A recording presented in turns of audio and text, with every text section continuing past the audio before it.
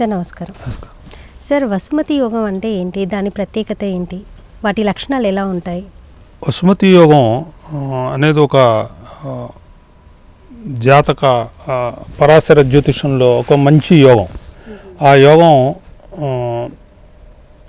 ఈ ఉపచయాల్లో గ్రహాలు ఇందాక చెప్పిన 3, 6, 10, 11 ఈ గ్రహాల్లో గనక ఉంటే శుభగ్రహాలు, శుభగ్రహాలు గనక ఉంటే దాన్ని వసుమతి యోగం అంటారు. దాన్ని ఆ వసుమతి యోగం వల్ల మంచి అభివృద్ధి, సంపద, ఎంతో భాగ్యం అవన్నీ మనకు లభిస్తాయని. అయితే శుభగ్రహాలు ఉండాలి అన్నిట్లోనూ. ఇది రేరెస్ట్ ఆఫ్ ది రేర్ యోగం. మనకు అందరికీ పడదు. ఎందుకంటే 3, 6, 10, 11 ఉపచయాల్లో శుభగ్రహాలు ఉండాలటం అనేది అందరికీ సాధ్యం కాదు, ఎప్పుడూ సాధ్యం కాదు. అది ఎందుకంటే rarest of the rare case Vasumathi యోగం. అందులో శుభగ్రహాలు ఉండటం అనేది మనం ఎక్కడో చూస్తాం, 100 జాతకాల్లో ఒకటో చూస్తాం. అన్ని యోగాల్లో ఉండదు. గజకేసరి యోగం లాగా ఫ్రీక్వెంట్గా ఉండదు.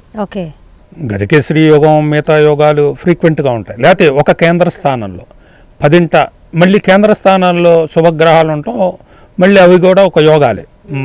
మాలవ్య యోగం అని ఇవన్నీ ఉంటాయి. మిగతా యోగాలన్నీ ఎక్కడొక్కటి తగులుతుంటాయి బాగానే. మహాపురుష యోగాలు కూడా తగులుతాయి, మహాపురుష యోగాలు తగులుతాయి, ఇవి తగులుతాయి. కానీ వసుమతి యోగం అంత తొందరగా తగలదు. ఎందుకంటే that needs all benefic planets in 3, 6, 10, 11. ఆ అరేంజ్మెంట్ అనేది చాలా తక్కువ జాతకాల్లో ఉంటుంది.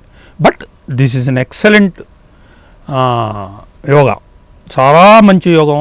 ఆ వసుమతి అనేది వసుమతి, ఆ పేరులోనే వసుమతి అంటే చాలా మంచి మనసు ఉన్నది